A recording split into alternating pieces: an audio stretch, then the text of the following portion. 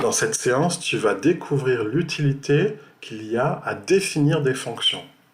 Aujourd'hui, on va créer plusieurs fonctions en rapport avec la notion de vecteur que tu as vu en mathématiques. Alors avant de créer des fonctions, déjà, comment on fait pour créer un point? Imaginons que j'ai un point A de coordonnées 1, 2 par exemple. Alors pour entrer les coordonnées d'un point, il suffit d'écrire A égale crochet, et non pas parenthèse comme on fait en maths, 1, virgule, et non pas point virgule, comme tu le fais en maths, 2. Donc ça, c'est les coordonnées, par exemple, 1, 2 d'un point A. Alors on peut exécuter, tout simplement. On voit dans la console, si je tape le point A, tu vois, qu'est-ce qui me marque? Il me marque bien les coordonnées. Alors les coordonnées, je peux définir les points également dans la console. Hein. Si je tape B, par exemple, B égale 7, 8, 7 virgule, attention, et non pas point virgule. Voilà, et que je tape B entrée, il me redonne les coordonnées. D'accord? Alors du coup, moi si je veux avoir accédé juste à l'abscisse, par exemple 1, comment je fais? L'abscisse, c'est donc la première des coordonnées. Alors souviens-toi qu'en programmation, le premier nombre, c'est pas 1, c'est 0. Donc ça veut dire que A0, c'est le nombre qu'il y a ici. D'accord? Donc testons-le. Donc voilà. Alors j'ai oublié de faire un print, hein, donc je vais l'afficher, je fais un print. Voilà. Hop, j'exécute. Et il me sort 1, effectivement. Maintenant, si je fais print A1, c'est le nombre qu'il y a ici. C'est le deuxième nombre, si je préfère. Donc j'exécute et il me sort bien 2. Tiens, je vais changer, je vais mettre 7 et 8, là. Je réexécute. Donc A1, c'est 8, ce nombre-là, et A0, c'est le premier nombre, c'est l'abscisse, d'accord? Donc voilà, on sait maintenant comment extraire l'abscisse et l'ordonnée d'un point. Hein. Il suffit juste de rentrer le numéro dans la liste. Ça, c'est une liste de nombres. Hein. Donc ça, c'est A0 et ça, c'est A1. On pourrait continuer. Hein. On pourrait mettre d'autres nombres. Mais là, on va s'arrêter puisqu'on se trouve dans le plan. On a juste 2 coordonnées. Alors maintenant, moi, ce que je veux faire, c'est avoir, par exemple, imaginons que j'ai le point A, 7, 8, et le point B, par exemple, 9 et 10. D'accord? Donc, comment je fais pour avoir les coordonnées du vecteur AB? Ben, souviens-toi, il faut prendre le deuxième point, donc ce nombre-là moins ce nombre-là. Autrement dit, l'abscisse, ça sera quoi? Ça sera B0, B0 c'est lui, moins A0. A0, ça sera lui, ça sera 7, ok? Donc testons-le. Alors je vais faire un print, ou alors je ferai après. Voilà. Donc je fais juste abs pour voir abscisse, qu'est-ce qu'elle contient? Ça contient 2, effectivement. C'est 9 moins 7. Je peux calculer l'ordonnée aussi.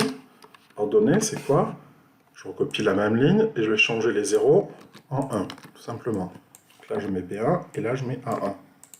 Donc B1, c'est lui et A1, c'est lui. Testons-le. Voilà, je tape ordonnée, et il me dit 2, effectivement, 10 moins 8, ça fait bien 2. Ok?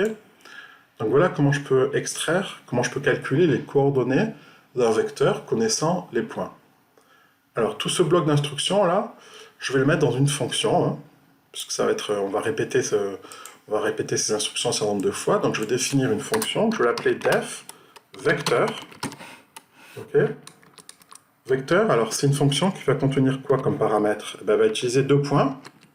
Elle va manger 2 points si tu veux, en entrée, et en sortie, elle va nous ressortir les coordonnées. Donc attention, si je mets 2 points, ça veut dire qu'il faut que j'aille à la ligne ici et à la ligne là. Hein, souviens-toi, dès qu'on a 2 points, tout ce qui est en dessous doit être à la ligne, espacé. Donc j'ai mis une tabulation ici, ou une indentation. Donc voilà, pour calculer l'abscisse, c'est B0 moins A0, et pour calculer l'ordonnée, c'est B1 moins A1. Alors si je fais que ça, donc j'exécute par exemple, et je vais rentrer, alors moi je vais rentrer des points A, par exemple le point A je vais rentrer 7, 8, okay, je vais rentrer le point B, je donne un exemple, B égale 8 et 12, d'accord? Donc j'ai le point A et le point B, et j'applique ma fonction vecteur. Donc j'applique ma fonction vecteur au point A et au point B. D'accord? Donc elle sait ce que c'est que les points A et B ont été définis juste avant. D'accord? Donc ma fonction, qu'est-ce qu'elle va faire? Elle va créer une variable qui s'appellera apps, une variable locale, en faisant B0 moins A0. Donc ça fera 8 moins 7. Alors j'exécute ma fonction, et tu vois qu'elle ne sort rien du tout. Pourquoi elle sort rien du tout? Parce que j'ai obligé de faire un return. Il faut que ma fonction retourne. Qu'elle retourne quoi? Ben, qu'elle retourne une liste qui contiendra l'abscisse et l'ordonnée. Donc j'ai créé une liste, hein, ici, de deux nombres. Le premier nombre, ce sera l'abscisse du vecteur, le deuxième nombre, ce sera l'ordonnée, qui ont été définis juste au-dessus. Donc je réexécute. Voilà, alors je recrée des points A et B, donc A je le recrée, B je recrée le point B, et je recrée le vecteur AB. Et là, hop, t'as vu? Elle m'a calculé, quand j'ai tapé vecteur AB, elle m'a calculé les coordonnées 1 et 4. Je vérifie, hein. Pourquoi 1 et 4? Ben 8 moins 7, ça fait bien 1, et 12, ici, 12 moins 8, ça fait bien 4. Ok, donc j'ai bien les deux coordonnées du vecteur.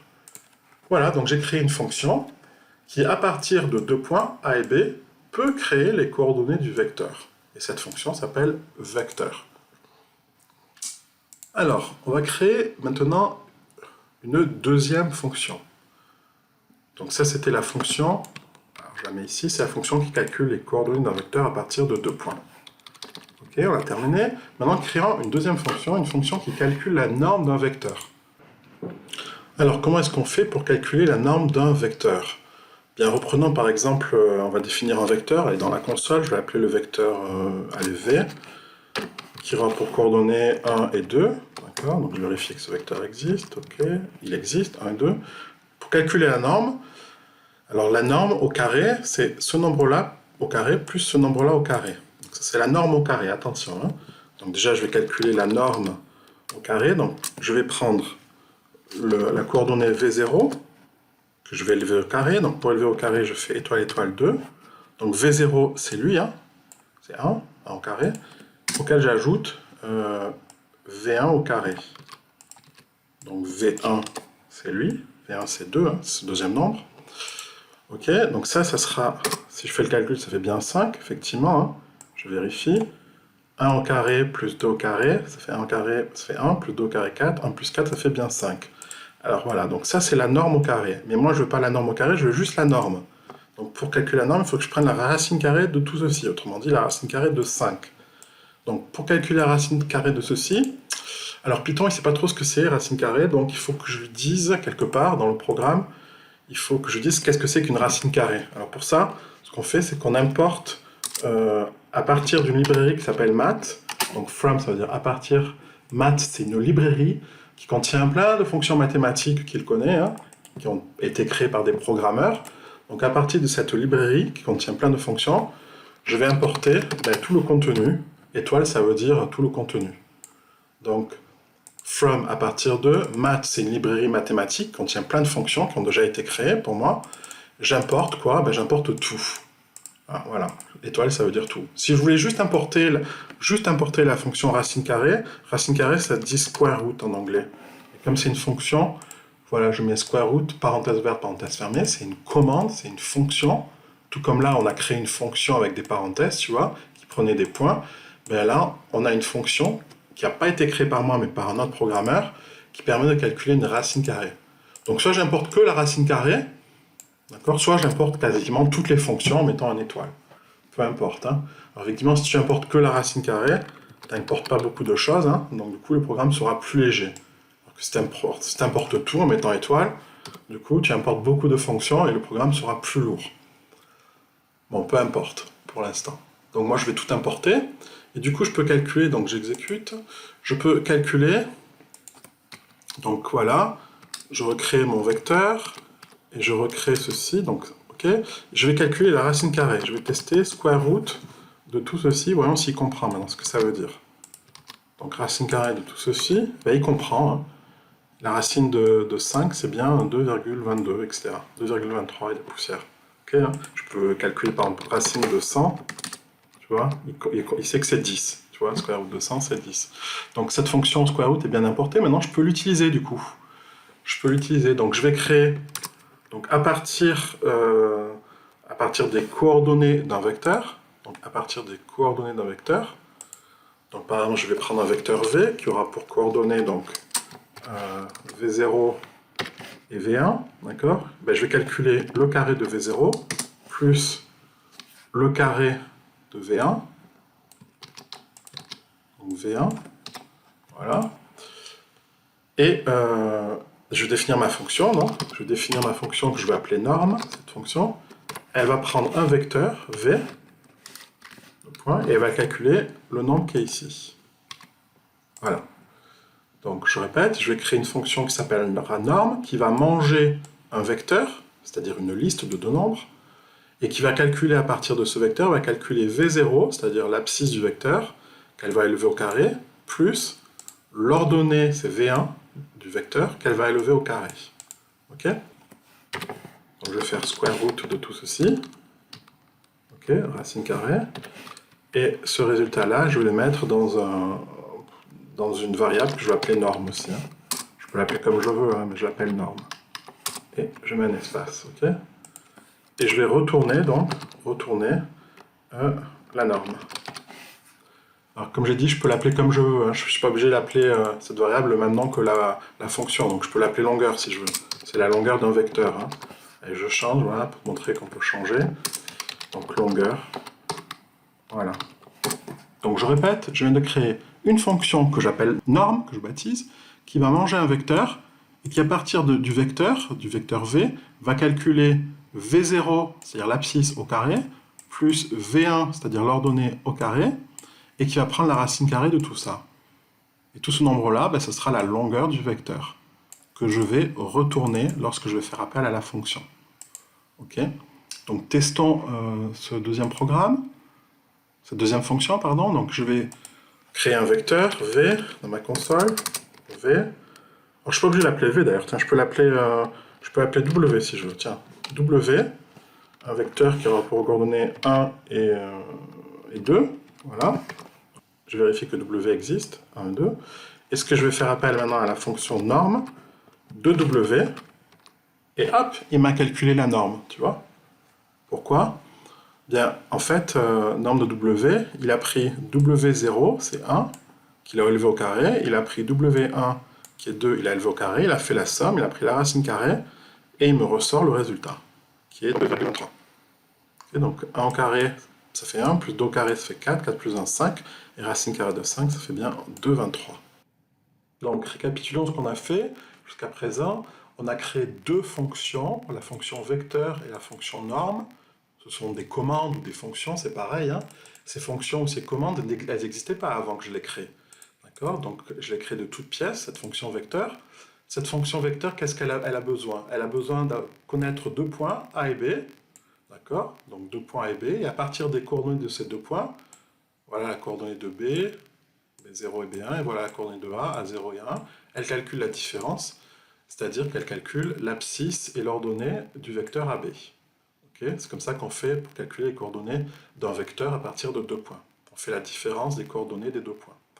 Et du coup, elle retourne, donc dès que je vais faire appel à cette fonction vecteur, elle va nous retourner quoi? Elle va nous retourner l'abscisse qui est définie ici et l'ordonnée du vecteur qui est définie ici. Donc elle va nous retourner en fait un vecteur, c'est-à-dire une liste de deux nombres, une liste de deux coordonnées. D'accord? Donc ça c'est la première fonction, vecteur. Et la deuxième fonction qu'on a créée, c'est la fonction norme qui calcule la norme d'un vecteur. Donc elle a besoin de manger un vecteur, d'accord? Et elle va nous ressortir quoi? Elle va nous ressortir un nombre, c'est sa longueur. Comment elle fait pour calculer la longueur? Elle fait la racine carrée de V0, c'est-à-dire l'abscisse de ce vecteur au carré, plus V1, c'est l'ordonnée du vecteur que j'élève au carré. Voilà, et cette longueur, c'est ce qu'on va retourner à la sortie, une fois qu'on va faire appel, dès qu'on fait appel à la norme d'un vecteur, on va nous ressortir cette longueur. Ok? Alors, troisième fonction qu'on va créer, troisième commande qui n'existe pas, c'est la fonction qui calcule le déterminant de deux vecteurs. Donc là, j'ai représenté deux vecteurs, le vecteur U et le vecteur V. J'ai mis les coordonnées de U, c'est U0 et U1, et les coordonnées de V, c'est V0 et V1. Comment on fait pour calculer le déterminant? Tu t'en souviens? Il suffit de faire ce nombre-là fois ce nombre-là, moins ce nombre-là, fois ce nombre-là. C'est comme ça qu'on calcule un déterminant, à partir des coordonnées de deux vecteurs. Donc je calcule le déterminant, allons-y, donc je l'appelle déterminant si je veux. Je peux l'appeler D si je veux, hein, mais j'appelle déterminant en toutes lettres. Et je vais dire que donc le déterminant, c'est par définition, c'est lui, c'est U0 fois V1, ok, moins V0, CTRL-C, CTRL-V, fois U1. Voilà. Donc voilà comment on fait pour calculer le déterminant, donc du coup ça j'en ai plus besoin. Donc j'ai besoin, si je veux créer une fonction, j'ai besoin de connaître les coordonnées de ces deux vecteurs, U et V. Donc ma fonction, je la définis, c'est une fonction que je peux l'appeler comme je veux, moi je vais l'appeler det, parce que c'est parlant, det comme déterminant. Elle va prendre deux vecteurs en entrée, U et V, d'accord? Ça, je mets un espace, et elle va me sortir quoi? Elle va me sortir, je fais un return, elle va me sortir le déterminant. Déterminant. Voilà, je ne suis pas obligé de mettre des parenthèses. Là j'ai mis des parenthèses, mais je ne suis pas obligé. Hein, quand je le fais par habitude, voilà. Je sors un déterminant. Tout simplement. Donc voyons, on va l'exécuter, on va faire appel à cette fonction. Donc je vais créer deux vecteurs. Je vais créer le vecteur U, c'est le vecteur 1, 2. Je vais créer le vecteur V, c'est le vecteur qui est deux fois plus grand, donc 2 et 4. Tu vois? Et ce que je vais faire, c'est que je vais calculer le déterminant de ces deux vecteurs. Et si on les traçait, ces vecteurs, on verrait qu'ils sont colinéaires. Hein. On le voit de toute façon, on voit que le vecteur V, c'est deux fois le vecteur U, tu vois, il est deux fois plus grand. Donc ces vecteurs, ils sont parallèles, forcément. Donc le déterminant, normalement, combien il fait? Il fait 0. Et oui, quand on a deux vecteurs colinéaires, deux vecteurs parallèles, comme c'est le cas ici, le déterminant, il fait 0. Donc il a bien calculé. On peut le vérifier, hein. En fait, il a fait 1 fois 4, ça fait 4, moins 2 fois 2, ça fait 4 moins 4, ça fait 0. Ok? Voilà, alors on peut tester même, on va rechanger, on va prendre deux vecteurs qui ne sont pas colinéaires, donc U, je prends le même vecteur, et V, je vais prendre 2 et non pas 4, je vais prendre 5. Donc du coup, ces vecteurs-là, ils ne sont pas parallèles, hein, tu peux les tracer si tu veux. Je calcule le déterminant fait 1. Tu vois, le déterminant c'est 1 fois 5, ça fait 5, moins 2 fois 2, donc 5 moins 4, ça fait bien 1. Le déterminant n'est pas nul, donc on sait que les vecteurs ne sont pas colinéaires. Mais là, ce que je voulais juste créer, c'était une fonction qui calcule tout simplement le déterminant. C'est fait. Alors, devine ce qu'on va faire maintenant. On va créer une fonction qui détermine si deux vecteurs sont colinéaires ou pas. Alors maintenant, c'est très simple, hein, puisqu'on a déjà calculé juste avant, on sait comment on fait pour calculer le déterminant. D'accord? Donc, qu'est-ce qu'on sait? On sait que si le déterminant de deux vecteurs est nul, eh bien à ce moment-là, les vecteurs sont colinéaires. Ça c'est le cours. Sinon, si le déterminant n'est pas nul, les vecteurs ne sont pas colinéaires. Ok? Donc, on va rebaptiser ce déterminant, alors je vais l'appeler D, comme voilà. On va utiliser la fonction det, d'accord, qu'on a créée juste avant. Donc, on va l'appliquer à deux vecteurs, U et V. Ok? Et on va dire, si le déterminant if D est égal à 0, deux points quoi? Eh bien, on va dire affiche que les vecteurs U et V sont colinéaires. Donc, U est colinéaire, ça c'est du texte, U est colinéaire à V. Ça, c'est si le déterminant D, hein, qu'on a calculé juste avant, si ce déterminant est nul. Et sinon, donc else, sinon quoi? Les vecteurs ne sont pas colinéaires. Donc j'affiche, à l'espace, print, je mets U n'est pas colinéaire à V. Voilà. Donc maintenant je peux créer ma fonction. Donc, ma fonction c'est tout ce code-là. Hein. Donc je vais créer ma fonction def, je définis une fonction que je vais appeler colline, okay, qui va manger deux vecteurs, le vecteur U et le vecteur V. Okay. Et tout le reste sera dans la fonction, donc je vais mettre une tabulation. Donc je sélectionne tout, j'appuie sur tabulation, tout se décale, tu vois. Donc ma fonction, voilà, elle est créée. Alors on peut la tester maintenant. Allons-y, testons-la. Donc j'exécute. Alors je vais faire appel, toujours pareil, au vecteur U de tout à l'heure, au vecteur V de tout à l'heure. Voilà. Donc j'ai U et V qui sont bien définis. Et je vais voir si ces deux vecteurs sont colinéaires. Pour cela, j'appelle la fonction U, la fonction colline, pardon. Je fais appel aux deux vecteurs. Okay. Donc colline de U et V, qu'est-ce qu'il me met? il me met, ça c'est le vecteur U, tu vois, il me dit n'est pas collinaire à V. Ok, effectivement, hein, le déterminant, on l'a calculé tout à l'heure, il faisait 1, le déterminant n'était pas nul. Si je reteste la fonction, donc U, je vais prendre toujours 1, 2, et V, je vais prendre 2 et 4. Donc là, c'est clairement, ils sont collinaires. Hein. Donc je teste ma fonction colline de U et V. Et qu'est-ce qu'il me met? Il me met que le vecteur U, c'est lui, il est bien collinaire à ce vecteur V. Ok. Voilà, donc la fonction collinaire marche. Ok, alors on aurait pu même, peut-être ce qui aurait été bien, c'est d'afficher le déterminant, de le calculer pour qu'on le montre bien. Donc là, je vais faire un print du déterminant, hein, donc print D. Ok, je vais afficher le déterminant égal, point, virgule, voilà. Donc je reteste la fonction.